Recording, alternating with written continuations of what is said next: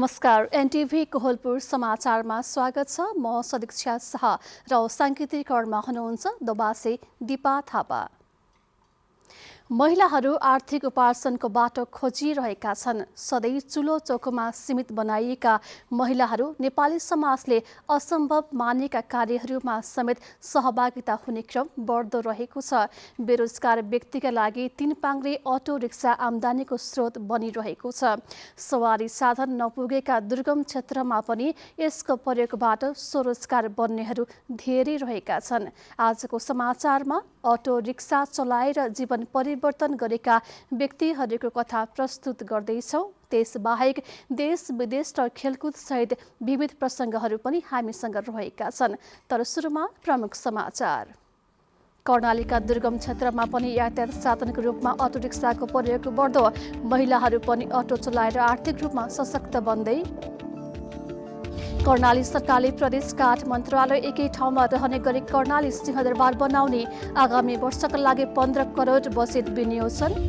दाङमा बङ्गुरको नस्ल सुधारको लागि किसानलाई निःशुल्क बङ्गुरको पाठा वितरण। उन्नत जातको बङ्गुरको पाठा पाएपछि किसान उत्साहित। श्रीलङ्कामा लाखौं नागरिकलाई सहायताको खाँचो परेको। संयुक्त राष्ट्र सङ्घको भनाई। आर्थिक सङ्कटले अत्यावश्यक वस्तु खरिद गर्न कठिन। र एसिसी महिला टी20 च्याम्पियनसिपको आजको खेलमा नेपाल विजयी। भुटान 50 रनले पराजित। नेपालले भोलि कुवेतको सामना गर्यो। समाचार अब विस्तारमा। हिमाली जिल्ला जुम्लामा उसै त भौगोलिक कठिनाइहरू छन्। स्तरीय सडक छैनन्। स्थानीयहरू हिँडेरै गन्तव्यमा पुग्नुपर्ने बाध्यता हटेको छैन। तर कर्णाली राजमार्ग सञ्चालन भएपछि यातायातका साधनहरू चल्न थाले। 5 वर्ष अघिदेखि जुम्लामा अटोहरू भित्रिन थालेका छन्। जुम्लामा अटो चलाउने 200 जना पुरुषका लागि अवसर भए पनि महिलाका लागि यो चुनौती हो। आज शुक्रबार।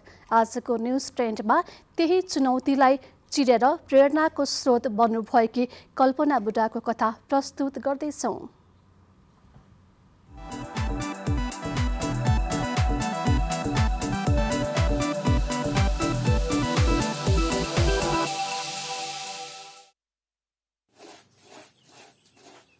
उहाँ हुनुहुन्छ जुम्लाकी एकमात्र अटो चालिका कल्पना बुढा। अहिले सबेरको समय हो। यात्रुको खोजीमा निस्कनु पर्ने बेला। तर बुढा आमाबा र कक्षा 4 मा पढ्दै गरेको छोरालाई खाना नास्ता नबनाई, छोरालाई स्कुल नपठाई घरबाट निस्कन उहाँलाई छुट छैन। बाध्यता होइन, जिम्मेवारीको रूपमा घरभान्सा हेर्नुपर्छ भन्ने कल्पनाको धारणा छ। घरमा कमाउने मान्छे आफै भएकाले उहाँलाई अटो लिएर यात्रु खोज्नु नै मुख्य काम लाग्छ। तर घरमै हुँदा पनि उहाँलाई फोन मार्फत काम मिलिरहेको छ। प्राय जसो यात्रु बोक्ने कल्पनाले खाली भएको बेला छोटो दूरीमा सामान पनि ओसार्नु पर्छ। मेहनतले आम्दानी होस्, जीविकोपार्जन होस् र आत्मसम्मान पनि होस्, कल्पनालाई यही अटोले सबै दिएको छ। तर अटो चलाउन सुरु गर्दाका दिनहरू चुनौतीले भरिएका थिए। पहिला त धेरै नेगेटिभ तरिकाले भने होइन, यो कस्तो आइमा यो पुरुषले गर्ने पेसा किन गर्यो कि होली। बुढो आइमाले अरूले त के भन्ने धाचिस्नी जस्तो कस्तो पेसा सम्हालेको भन्ने के त्यस्तो शब्द पनि भने। महिलाकोमा चढ्नु हुँदैन, डर लाग्छ भन्ने। कति महिलाहरू चढेको पनि झरेको छ होइन। बाल्यकालमै विवाह भएको थियो, छोरा जन्मिसकेको थियो। त्यही बीचमा एकाएक श्रीमानले एक्लो बनाएपछि आफू र छोराको भविष्यको चिन्ताले कल्पनालाई धेरै पिरोले। उहाँले मजदुरी गर्नुभयो, पसल पनि गर्नुभयो, यस्तै परिश्रम धेरै गर्नुभयो। तर दैनिकी चलाउन कठिनाइ रहिरह्यो। नसकेर विदेश जान भिसा समेत लगाइसकेको बेला उहाँका भाइले अटो चलाउन हौसला दिएपछि जीवनमा नयाँ ऊर्जा आयो। मैले अटो त होइन पहिला धेरै लक्ष्यहरू गरेँ, धेरै कुराहरू गरेँ, विदेश जान्छु पनि भने होइन। जब मैले कुनै कुराहरू गर्न सकेको थिइनँ र म एकदम निराशामा थिएँ होइन, म अनि यहाँ जुम्ला फर्केर जुम्लामा बसिरहेको थिएँ। अनि भाइबाट नै मैले प्रेरणा पाएर यो अटो सिकेको। अहिले अटो चलाउनु कल्पनालाई फापेको छ। कतै दुर्घटना पनि भएको छैन। दैनिक 1500 रुपियाँ बचत पनि भइरहेको छ। कल्पनालाई अहिले सन्तुष्टि मिलेको छ। उनलाई सन्तुष्ट देखेपछि परिवारमा खुसी फर्किएको छ। अटो गर्दाखेरि अहिले त धेरै राम्रो भ्याएको छ। अब चलाउनु पनि कस्तो राम्रो चलाएछ अनि छोरीले, अनि अहिले सन्तोषी, हामी पनि सन्तोषी छौँ, छोरी पनि सन्तोषी छौँ। जुम्ला जस्ता दुर्गमका महिलाहरू अहिले पनि चुलो चौकोबाट उम्केका छैनन्। आत्मनिर्भरता र स्वरोजगारको बाटोमा लाग्न कल्पनाले लिएको अठोटले यहाँका महिलाहरूलाई पक्कै पनि प्रेरणा दिएको छ। रतन नेपाली, नेपाल टेलिभिजन, कर्णाली प्रदेश, जुम्ला।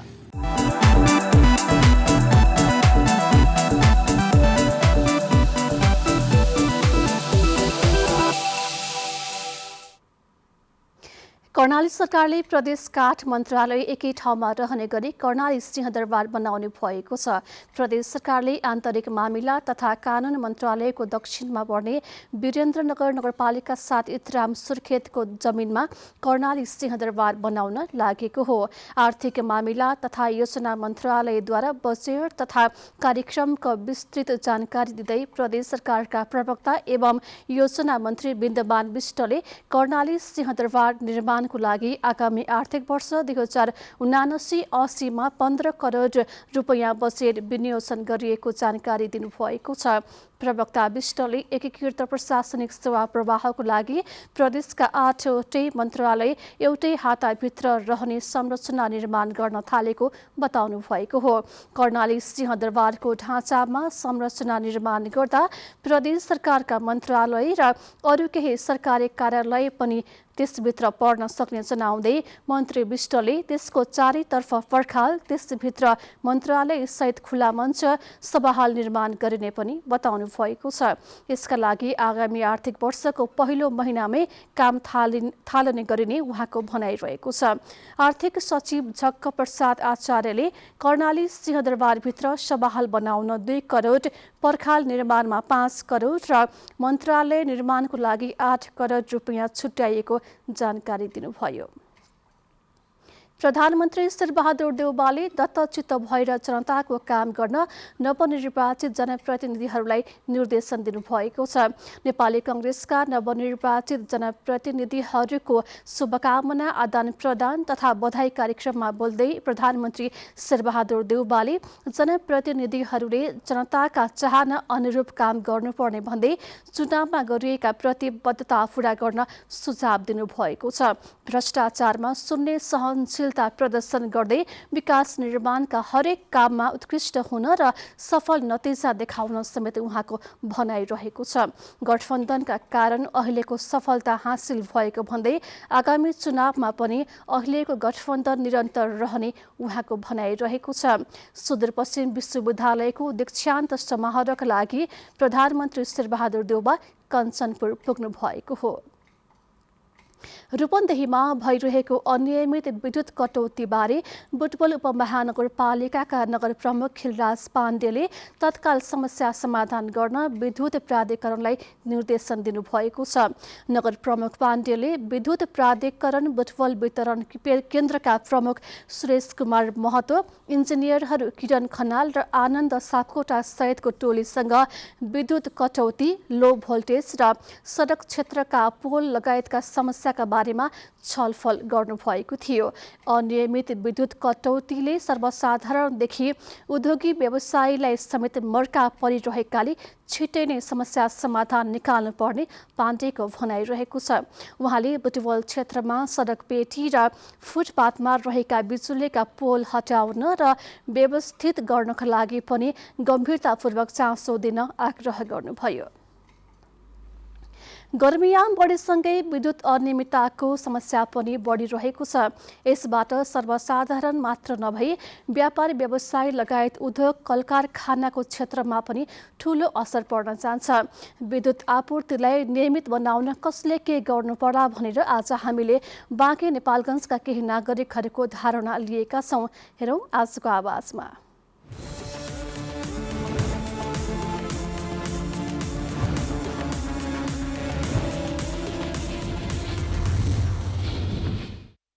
यसको लागि सुधार गर्नुपर्छ। पुरै अब हेर्नु यहाँ कतिमा अब यो सुधार नभइकन फेरि व्यापार मण्डलमा पनि धेरै असर पर्छ। मान्छे रातभरि जाग्छ भने व्यापार कुन बेला गर्छ। यो विद्युतको समस्या समाधान गर्नको लागि यो ऐतिहासिक नगरी नेपालगञ्जमा म त के भन्छु भने यो हाम्रो क्षेत्रका सांसदहरू, प्रदेश सांसदहरू, नगरपालिकाका मेयर साहब नै यो विद्युतको विशेष चासो लिएर यो विद्युतको समस्या समाधान गर्नुपर्छ। गर्नको लागि त अब सबैभन्दा मेन कुरो त नागरिक समाजबाटै दबाब दिनुपर्छ। अब जस्तो सम्बन्धित निकाय विद्युत प्राधिकरण जानु पऱ्यो होइन। अब स्थानीय निकाय छ, अब सबैसँग छलफल गर्दै अलिक दबावमूलक दिनुपर्छ। जस्तो त यो विद्युत गर्दा सबभन्दा मार भनेको उद्योग व्यवसायमै हो। सबभन्दा बढी मार पर्ने भनेको अब उद्योग नियमित हुने, भोल्टेज कम हुने समस्याले गर्दा होइन। अब जस्तो मेसिनहरू बिग्रिने समस्या भयो। के अरे बिजुली उपलब्ध नगराउँदाखेरि चाहिँ जनतालाई साह्रै मार परेको छ। बिहान बेलुका त्यो पानी चलाउने पानी मोटरको लागि पानी चलाउनको लागि चाहिँ बत्ती हुँदैन। अनि दिनभरि गर्मीमा चाहिँ बस्नको लागि पङ्खाहरूको पनि व्यवस्था राम्रोसँग छ, के अरे पङ्खाहरू चल्दैन। त्यसले गर्दाखेरि बत्तीले गर्दा अहिले साह्रै नै समस्या छ। यो लोड सेडिङ हो कि होइन यो पनि स्पष्ट चाहिँ थाहा हुँदैन। र विशेष गरी म के चाहन्छु कि बालबालिकाको क्षेत्रमा चाहिँ धेरै प्रभावित भएको हो। नेपाल सरकारले चाहिँ जाडो बिदा र बर्खा बिदामा कटौती गरेर यो गर्मीको समयमा चाहिँ बलि बिदा गरिदिएको राम्रो हुन्छ। विद्युत चुहाटलाई नियन्त्रण गर्नुपर्छ सरकारले। त्यसपछि चाहिँ विद्युत खपत कति छ र आवश्यकता कति छ भन्ने कुराको पहिचान गर्नुपर्छ। त्यो गरिसकेपछि चाहिँ विद्युतमा चाहिँ यदि लोड सेडिङै गर्नु हो भने पनि उचित लोड सेडिङ गरेर जनतालाई राहत हुने किसिमले लोड सेडिङ गरिनुपर्छ है।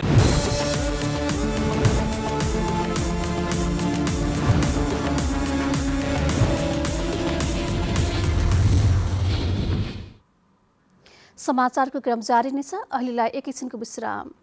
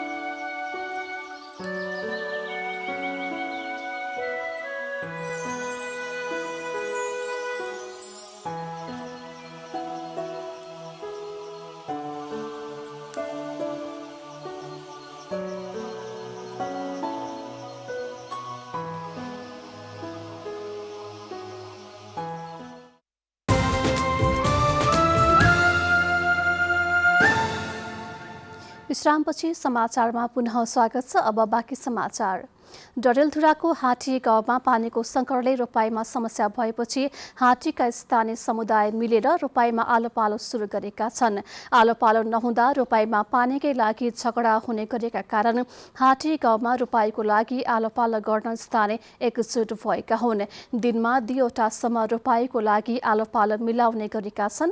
असारको महिना सुरु हुँदा समेत पानी नपर्दा समस्या भइरहेको छ। रोपेका खेतमा धान सुक्न लागेको कृषक रमेश हमालले बताउनु भएको छ। असार पहिलो हप्तामै डडेलधुराका अधिकांश ठाउँहरूमा रोपाई सकिसक्थ्यो, तर यसपालि पानी नपर्दा अहिले सबै खेत रोप्न बाँकी रहेको कृषि ज्ञान केन्द्रले जनाएको छ। डडेलधुरामा 6000 हेक्टर क्षेत्रमा धान खेती गर्ने गरिन्छ।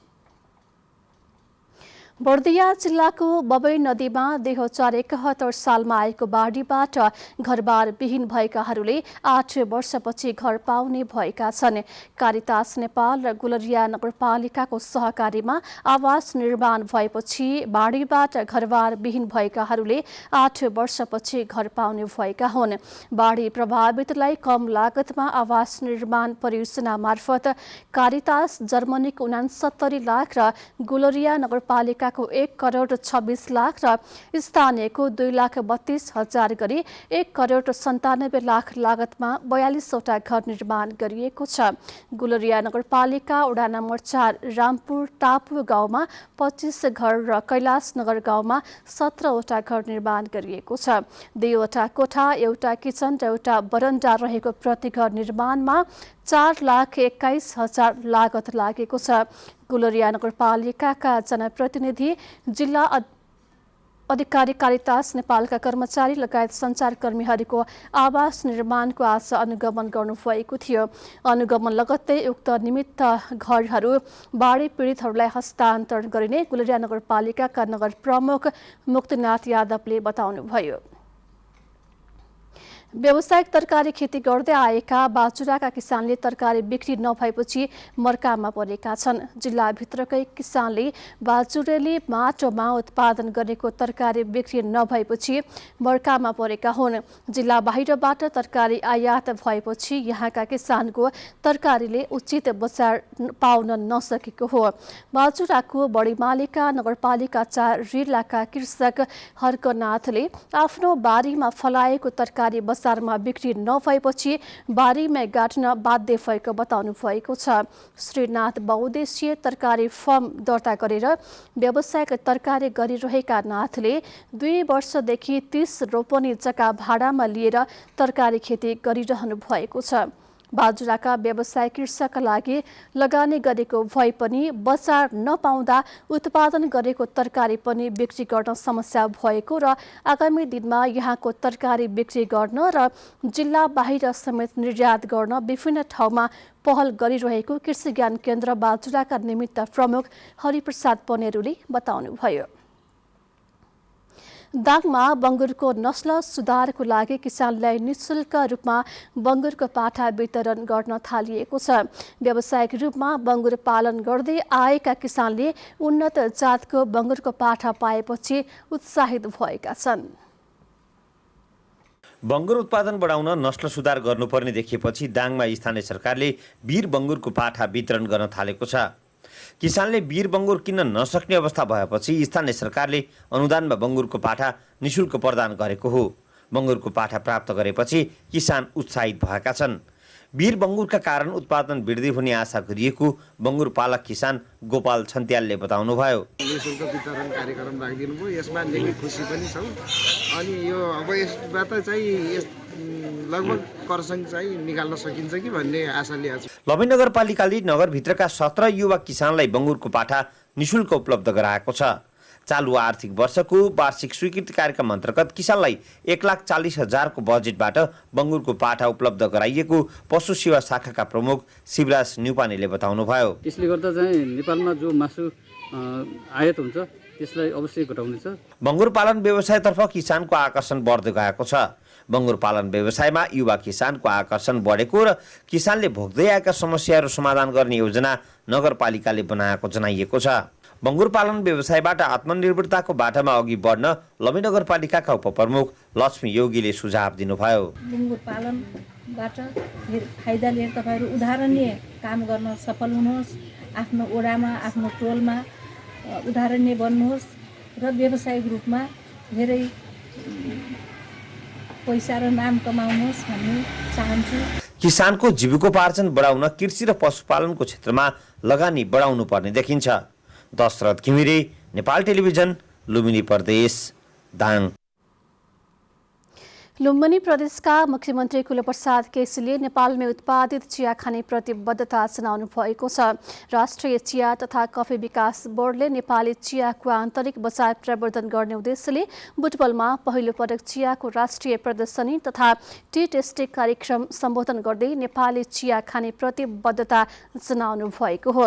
उहाँले नेपालमै उत्पादित चिया खाने प्रतिबद्धता पत्रमा हस्ताक्षर समेत गर्नुभएको छ। मुख्यमन्त्री केसीले स्वदेशी उत्पादनको प्रवर्धनको लागि प्रदेश सरकार जग्गा उपलब्ध गराउन तयार रहेको समेत बताउनु भएको छ। नेपालको चिया क्षेत्रमा काम गर्दै आएको सरकारी निकाय राष्ट्रिय चिया तथा कफी विकास बोर्डको आयोजनामा आजदेखि बुटवलमा बृहत राष्ट्रिय चिया प्रदर्शनी सुरु भएको छ। चिया क्षेत्रमा क्रियाशील विभिन्न सङ्घ संस्थाहरू एसोसिएसन लगायतसँगको सहकारीमा कफी विकास बोर्डले 2 दिने चिया प्रदर्शनी आयोजना गरेको हो। स्वदेशमा उत्पादित चियाको सेवन गरौँ, स्वस्थ, समृद्ध र आत्मनिर्भर बनौँ भन्ने मूल नाराका साथ आयोजना गरिएको मेलामा नेपालमा उत्पादित चियाको देशभित्रै खपत बढाउने र यसका फाइदाहरूको विषयमा जानकारी दिने जनाइएको छ। सही चियाको सही रूपमा सेवन गर्न चिया संस्कृतिको विकास गर्ने उद्देश्यले बृहत राष्ट्रिय चिया प्रदर्शनी तथा टी टेस्टिङ कार्यक्रम आयोजना गरिएको बोर्डका कार्यकारी निर्देशक विष्णु प्रसाद भट्टराईले बताउनुभयो। समाचारको क्रम जारी नै छ, एकैछिनको विश्राम।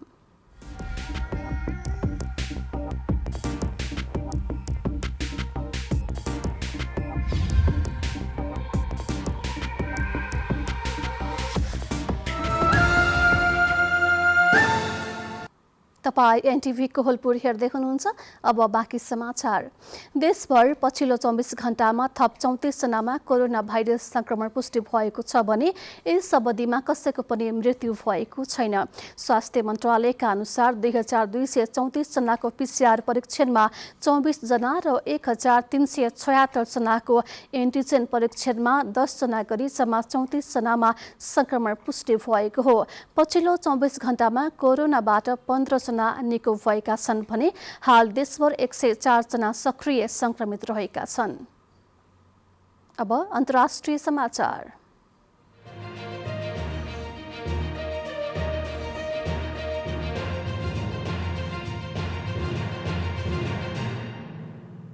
संयुक्त राष्ट्र संघले श्रीलङ्काका गर्भवतीका लागि खाद्यान्न सहायता पठाउन थालेको छ।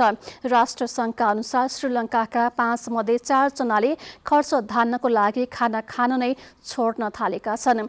राष्ट्र संघको विश्व खाद्य कार्यक्रम WFPले जीवन बचाउने सहयोगको अन्तर्गत झण्डै 2000 गर्भवतीलाई खाद्यान्न सहयोग वितरण गर्न थालेको जनाएको छ। एसिया र प्रशान्त महासागरका WFP उपक्षेत्रीय निर्देशक एन्थिया वेबले 2 करोड 20 लाख जनसङ्ख्या रहेको श्रीलङ्काका गरिब नागरिकहरूका लागि खाना औषधि जस्ता आधारभूत आवश्यकताका वस्तु खरिद गर्न कठिन भइरहेको बताउनु भएको छ। खानाको अभावले उनीहरूले गर्भदेखि नै आफ्नो सन्तानको स्वास्थ्यलाई खतरामा पारिरहेका उहाँको भनाइरहेको छ। यस्तै WFPले कुपन वितरण गर्न लागेको पनि जनाएको छ। यसबाट 30 लाख नागरिकलाई खाद्यान्नको जोह गर्नको लागि सहयोग पुग्ने विश्वास गरिएको छ। अब आर्थिक समाचार।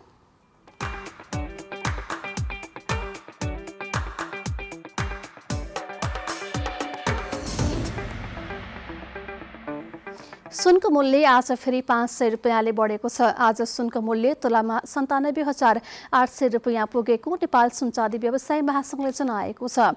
हिजो सुनको मूल्य 97,300 रुपियाँ रहेको थियो। यस्तै आज चाँदीको मूल्य पनि बढेको छ। तोलामा 10 रुपियाँले बढेर चाँदी आज 1,275 रुपियाँमा कारोबार भइरहेको छ। अब खेलकुद।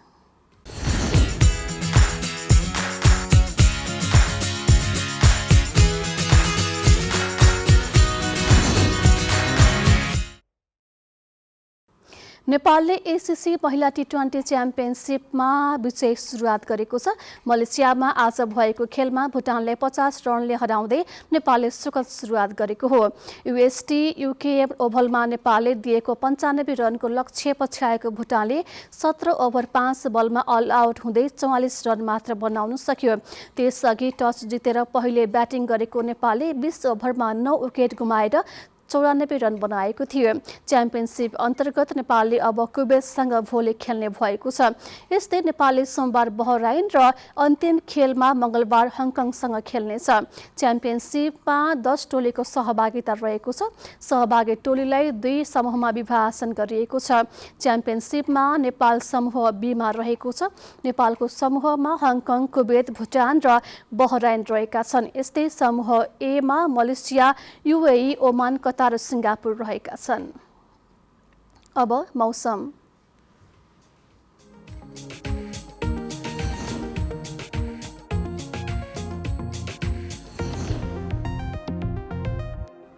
आज पूर्वी क्षेत्र लगायत लुम्बिनी प्रदेश र अन्य प्रदेशका पहाडी भूभागमा आंशिक बदली रही बाँकी भूभागमा आंशिक बदली रह्यो।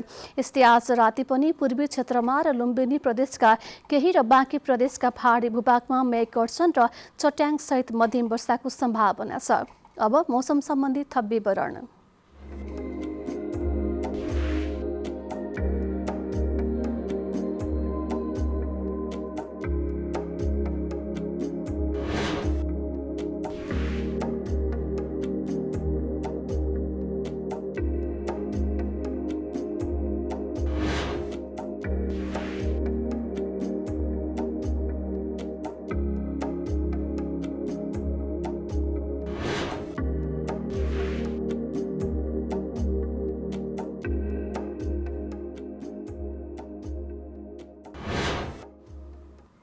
समाचारको अन्त्यमा प्रमुख समाचार पुनः एकपटक।